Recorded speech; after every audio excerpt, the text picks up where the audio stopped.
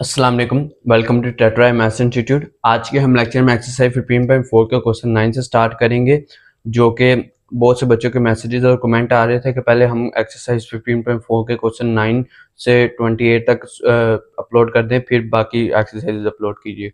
तो पहले हम इसको सोल्व करते हैं। इसको सोल्व क्या है कि इसमें आप लोगों ने आपका कार्टेशियन प्लेन है ना, उसको पोलर इंटीग्रल में चेंज करना है। मीन्स आपने आर और थीटा में चेंज करना है, ठीक है ना सबको। तो इनको करने से फिर आपने जो आंसर आएगा उसको इवैल्यूएट भी करना है, मतलब कि उसका आंसर भी निकालना है। तो इसको करने से पहले आपको कुछ चीज़ें देख लें। जैसा कि आप लोगों को पता होना चाहिए, जब भी आप लोग इस प्लेन से, कार्टेशियन प्लेन से इस प्लेन में जाएं पोलर में, तो आपका ये आपको पता होना चाहिए। इसको हम एज इट इज उठा के, ये जो चीज़ है ना, ये इसको एज इट इज उठा के इसको इसमें लिख देंगे। क्लियर होगी बात। फिर उसके बाद क्या है, कुछ सब्स्टिट्यूशन है, जैसे x is equal to r cos theta, y is equal to r sine theta, ये भी आपने याद रखनी है। फिर उसके बाद x square plus y square is equal to r square, ठीक है। और फिर आप लोगों ने एक फॉर्म बहुत ज़्यादा आप लोग देखेंगे इन क्वेश्चन में, R square minus X square या R square plus minus Y square, ठीक है ना। ये इन्हीं से बना हुआ है, ठीक है ना। लेकिन अभी आपने इसको अच्छी तरह याद कर लेना है। एक्स स्क्वायर भी हो सकता है और वाई स्क्वायर भी, लेकिन अगर इस तरह होगा ना स्ट्रक्चर, तो इस तरह के स्ट्रक्चर का ये चीज़ क्या होगी, आर हमेशा होगी। तो ये चीज़ आप लोगों ने, अगर आपको आती है तो ये आप लोग क्वेश्चन इजीली सोल्व कर लेंगे। तो देखें, इसको सोल्व करते हैं। देखें, इसकी जगह मैं क्या लिख दूंगा, जब भी इसको चेंज करना है तो इसकी जगह मैं लिख दूंगा आर और डी थीटा। इन क्वेश्चंस को हम ग्राफ की मदद के से भी सोल्व करेंगे, और कुछ मैं आपको ट्रिक्स बताऊंगा कि आप लोग उसको इजीली सोल्व कर लेंगे। पहले ग्राफ की मदद से करेंगे, क्योंकि इससे बहुत ज़्यादा इजी हो जाता है। ग्राफ क्या मतलब, आपके पास देखें डी वाई, ये किसकी है, वाई की लिमिट्स, और ये किसकी है, एक्स की लिमिट, ठीक हो गया। देखें, वाई की लिमिट क्या है, 0 से 1 माइनस एक्स स्क्वायर, और एक्स की लिमिट्स क्या है, -1 से 1।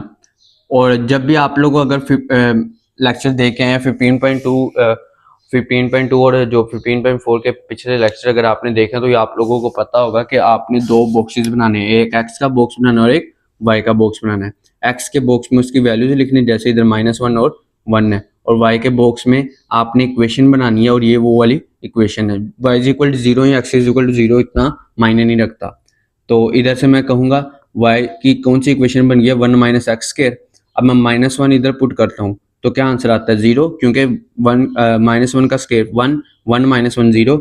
इधर अगर मैं 1 भी पुट करूँ तो आंसर क्या आएगा, 0 आएगा। अगर मैं इसका ग्राफ ड्रॉ करूँ, ग्राफ ड्रॉ करता हूँ, चलो देखते हैं। एक्स पे क्या है, -1 और 1, -1 और 1, ठीक है। अब देखें, ये चीज़ है इस तरह। अगर मैं आपको देखूं तो ये सर्कल की इक्वेशन है ना, हाफ सर्कल की, तो ये कुछ यूं बनेगा, ठीक है। और इधर भी क्या होगा, अगर इधर 1 1 है तो इधर भी क्या होगा, 1 होगा, ठीक है। क्लियर होगी बात इतनी। अब हम क्या करेंगे, अब हमारा आंसर आ गया। हमने क्या चेंज करना था, इधर देखें, हमारा ग्राफ तैयार हो गया। ये वाला इसका हमने मतलब कि फाइंड करना था पोलर रीजन। तो देखें, इसकी जगह क्या आ जाना होता है, आर डी आर और डी थीटा। ये तो आप लोगों का क्लियर हो गया। अब अगर इसका मतलब है, ये जो अगर इधर डी थीटा है तो ये वाला एंगल का होगा, और ये वाली लिमिट किसकी होंगी, आर की होंगी। एंगल कैसे देखना है, इधर देखें, आप लोगों का ऊपर वाला है ना, तो अगर मैं देखूं तो ऊपर वाला मतलब कि ये सारा हिस्सा और ये सारा हिस्सा कौन से एंगल पे आता है, 0 से शुरू होकर किस एंगल पे आता है, पाई पे। तो आपका एंगल क्या होगा, 0 से पाई होगा। फिर आता है आर। आर कहाँ से कहाँ तक है, आर आपका रेडियस है ना, रेडियस आपका इधर से शुरू होकर इधर तक जा रहा है, ठीक है ना। 0 से शुरू होकर कहाँ तक जा रहा है, 1 तक। तो 0 से शुरू होकर कहाँ तक जा रहा है, 1 तक। तो लो, पोलर रीजन में चेंज हो गए, पोलर रीजन में क्या हो गया, चेंज हो गया ना। अब इसको सोल्व कर लेते हैं। एक और बात, ये आपका था ग्राफ की मदद से। अब विदाउट ग्राफ हम यहाँ मतलब कि ट्रिक्स वगैरह से कैसे सोल्व कर सकते हैं, देखें इधर। इधर आपकी जो ये जो y की लाइन है, ये जो लाइन बताई गई है y की, वो कह रहा है कि ये भी प्लस हो, मतलब कि y की जो सी लाइन हो ना वो क्या होनी चाहिए, प्लस में होनी चाहिए। अगर इधर देखें ना, ये सारा इधर भी प्लस है इधर भी प्लस, इसका मतलब y की कौन सी लाइन होनी चाहिए, प्लस। और वो कह रहा है x की माइनस भी चल जाएगी, माइनस भी है और प्लस प्लस भी है, x की माइनस वाली लाइन भी और प्लस वाली लाइन भी है। मतलब मेरे कहने का मतलब ये है कि ये भी है ये भी है, लेकिन जो y की लाइन है वो कौन सी है, सिर्फ और सिर्फ प्लस है। y की ये वाली सिर्फ और सिर्फ लाइन है, ठीक है ना, और इसकी ये भी है और ये भी है। तो अब आपने इससे आपको क्या पता लग जाएगा, एंगल पता लग जाएगा। इन चीजों से आपको क्या पता लग जाएगा, एंगल। क्योंकि अगर ये ही तीनों लाइंस इंक्लूड हैं तो एंगल फिर इधर से इधर ही जाएगा। तो वो मैंने लिख दिया था 0 से पाई, यही हिस्सा इंक्लूड है ना। आप लोगों को मैंने अभी क्या बताया, यही हिस्सा इंक्लूड है। कैसे पता लगा कि y का सिर्फ और सिर्फ प्लस वाला हिस्सा है और x का माइनस और वन और माइनस वन, मतलब कि प्लस और माइनस दोनों है। तो इससे हमें क्या पता लगा कि ऊपर वाला हिस्सा ही इस क्वेश्चन का आंसर में शामिल है। तो उससे हमने देखा कि 0 से पाई, वैसे भी आंसर यही आता है, लेकिन अगर हम विदाउट ग्राफ भी करें तो यही आंसर आएगा। अब एंगल तो पता लग गया, अब आर कैसे फाइंड करना है। अब आर कैसे फाइंड करना है, अभी मैंने आपको ये स्ट्रक्चर याद करवाया है, r square theta r square minus x square, ये वही चीज नहीं है, square root 1 minus x square. इसका मतलब एक्स स्केयर की जगह एक्स स्केयर माइनस की जगह माइनस, तो आर स्केयर की जगह क्या आ जाएगा 1, तो r square is equal to 1। अगर मैं आर की वैल्यू निकालूं तो आंसर क्या आएगा 1, तो आर इज इक्वल टू 1, तो इधर आर इज इक्वल टू 1 ही नहीं है, 0 से शुरू होकर 1। तो आप विदाउट इसके भी यूज कर सकते हैं काम, और ग्राफ की मदद से भी। क्लियर होगी बात। अब हम इसको इवेल्युएट कर लेते हैं। अब ये सब कुछ मिटा दें, अब इनका काम नहीं। एक हमारा काम हो गया, हमने इसको चेंज कर लिया, अब इसको इवेल्युएट करना है। तो देखें इधर पहले इनर वाली लेते हैं ना, तो इनर वाली देखें कौन सी है। इनर वाला आपका हिस्सा ये आर इसके अंदर इंक्लूड है, डी आर, आर और 0 1 आर और डी आर। अगर मैं देखूं तो इसका आंसर आता है आर स्केयर ओवर 2, जो कि है 0 से 1। अगर मैं इसका आंसर निकालूं तो 1 का स्केयर 1, 1/2 ही सिर्फ आंसर है। अब क्या करेंगे, अब हम करेंगे ये जो आपका ये वाला हिस्सा सोल्व हो गया, अब ये वाली और इसको उठाएंगे, जो कि है आउटर वाली। आउटर वाली क्या है, 0 से पाई और डी थीटा, और इसमें 1/2 को हम ले लेंगे बाहर वाली। जो आउटर का आंसर, इनर का आंसर है, वो आउटर का इंटीग्रेंड बनेगा। तो अब 1/2 कांस्टेंट है, कांस्टेंट के साथ क्या हो जाता है, वेरिएबल मल्टीप्लाई। क्लियर होगी बात। और कहाँ से कहाँ तक है, पाई से 0 तक। तो अगर मैं देखूं तो इसका आंसर आता है 1/π/2 माइनस 0, लिखने की जरूरत नहीं है। तो ये आपका क्या होगा, आंसर होगा।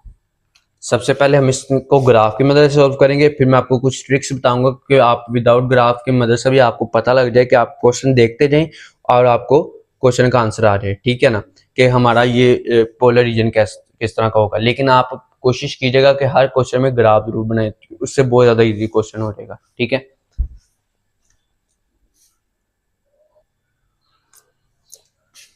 अच्छा क्वेश्चन 10 देखेंगे, और मुझे देखते साथ ही पता लग गया 0 से 1, 0 से 1 माइनस बाय स्केयर, इसका जो फर्स्ट क्वाड्रेंट है, आपका जो ग्राफ बनेगा फर्स्ट क्वाड्रेंट बनेगा।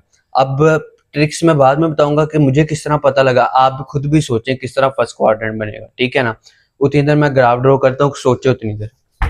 तो देखें, ये है आपका x और ये आपका y। तो y आपका क्या है, 0 से 1 माइनस, सॉरी ये आपका x है, ये x है ना, इधर इधर x होगा और ये y। ये आपका 1 माइनस वाई स्केयर होगा, और ये y क्या है आपका 0 से 1 है।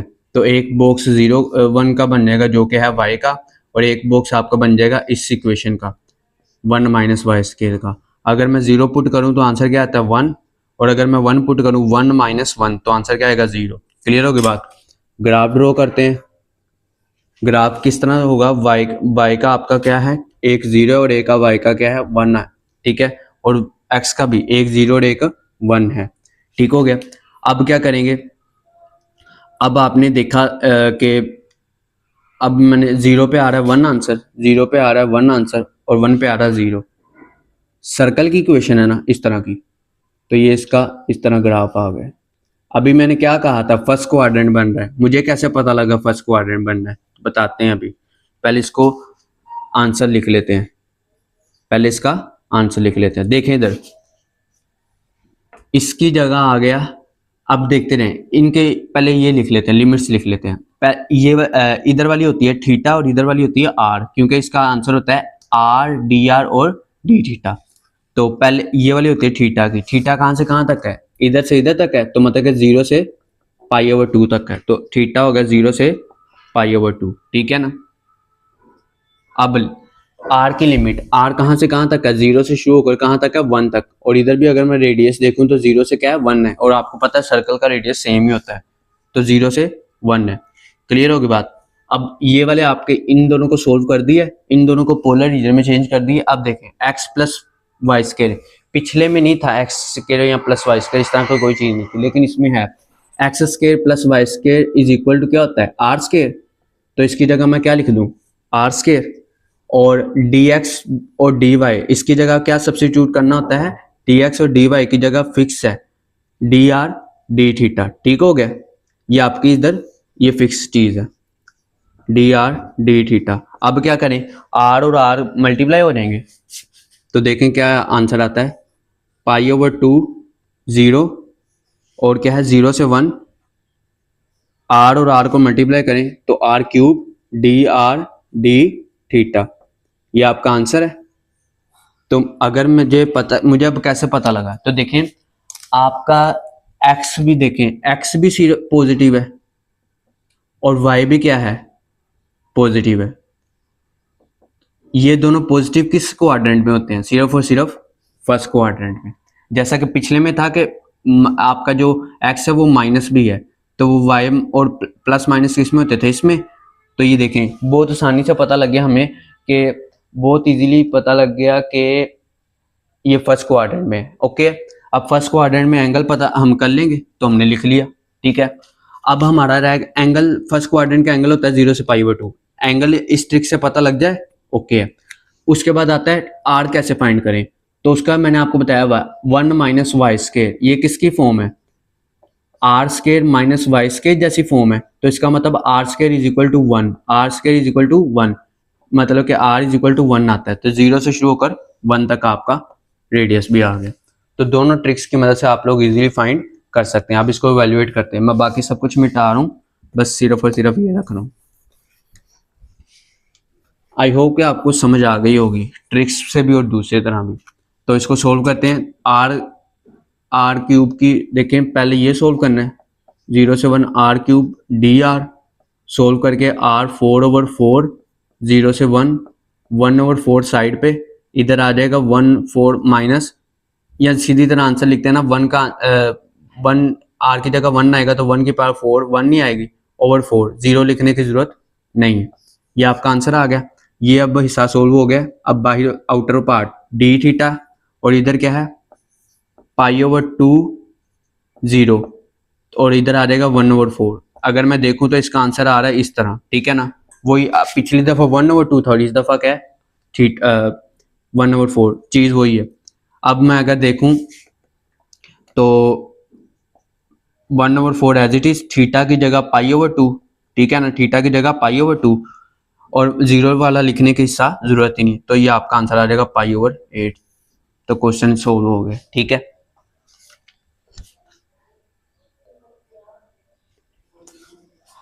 अच्छा, अब क्वेश्चन 11 आपका इधर लिखा गया। अब इसको पहले ट्रिक्स की मदद से फाइंड करें कि इसका एंगल क्या होगा, और ट्रिक की मदद से माइंड में सोचे कि इसका थीटा क्या होगा, ठीक है ना। लेकिन मैं उतनी देर क्या सोल्व करता हूँ, मैं उतनी देर ग्राफ बनाता हूँ, ठीक है ना। आप उतनी देर देखें क्या बनता है। अगर मैं बताऊँ ना, चले मैं आखिर पे बताऊंगा,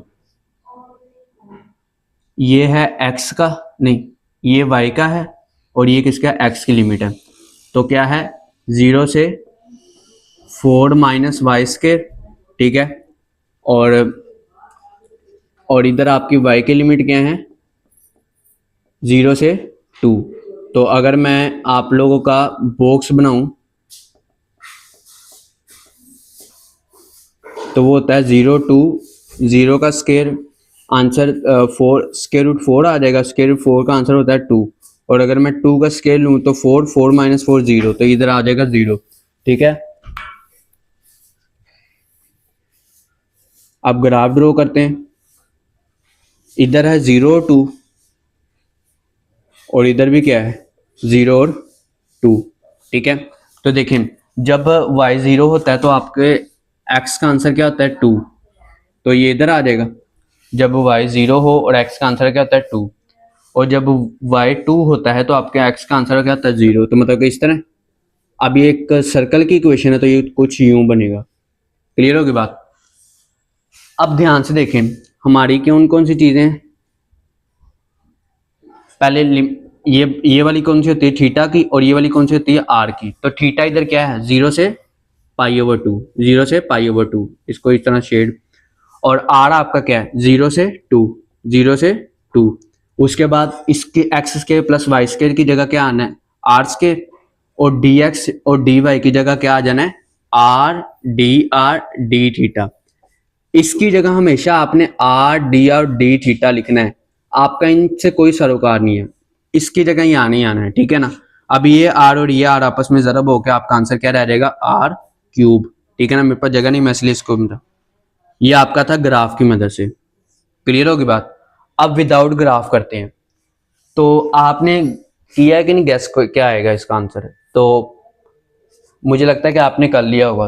तो देखें कैसे, एक्स भी आपका प्लस है और वाई भी आपका क्या प्लस है, तो इसका मतलब फर्स्ट क्वाड्रेंट होगा। इस चीज से हमें पता लगता है कि एंगल पता लग जाता है। तो प्लस प्लस का मतलब फर्स्ट क्वाड्रेंट है, तो 0 से पाई, 0 से, इस ट्रिक से हमें एंगल पता लग गया। अब रहता है आर की बारी। आर कैसे फाइंड करेंगे? Square root 4 minus Y square है जो कि इक्वल होता है r square minus Y square के। इसका मतलब देखें आर स्क्वायर इज इक्वल है 4 के, आर स्क्वायर इक्वल है 4 के, लेकिन हमें क्या चाहिए सिर्फ और सिर्फ आर। तो आपके आर का आंसर क्या है 2, प्लस माइनस 2 नहीं आएगा, सिर्फ और सिर्फ 2 आएगा। ठीक है ना, दोनों तरफ स्क्वायर रूट लेंगे तो आपका आंसर आएगा 2। ठीक है, तो ये आपका आंसर। तो इस तरह भी पता लग जाएगा और ग्राफ की मदद से भी पता लग जाएगा। सो अब इसको सोल्व कर लेते हैं। आई होप आपको क्लियर हो रही हैं सब बातें। तो 0 से 2 आर क्यूब, चलें इसको 0 से 2 आर क्यूब डी आर जो कि होगा आर 4/4। ठीक है, 0 से 2। अब 2 की पावर 4 ले लूंगा और इसको मैं लिख सकता हूँ 4 को 2 की पावर 2। क्यों लिखा है वो अभी मैं बताता हूँ, -0 लिखने की जरूरत नहीं है। ये देखें इसको एज इट इज रहने दें, इतना करने की मामला है। 2 की पावर 4 होती है 16 और ये होता है 4, 4 1 4, 4 4 16, तो आपका आंसर आ गया 4। अब आउटर वाला लें, आउटर क्या है 0 से π/2। ठीक है, और डी थीटा ये वाली चीज आपकी यूज होगी 4 में, तो ये आपका हो जाएगा 4 थीटा। 4 थीटा कहाँ से कहाँ तक है 0 से π/2 तक है, तो 4 मल्टीप्लाई π/2 -0 लिखने की जरूरत नहीं है। 2 1 2, 2 2 4, तो आ जाएगा 2 पाई। ये आपका आंसर है क्वेश्चन 11th का। तो आई होप कि आपको क्लियर हो चुके होंगे ट्रिक्स की मदद से भी और विदाउट ट्रिक्स मींस ग्राफ की मदद से भी। शुक्रिया।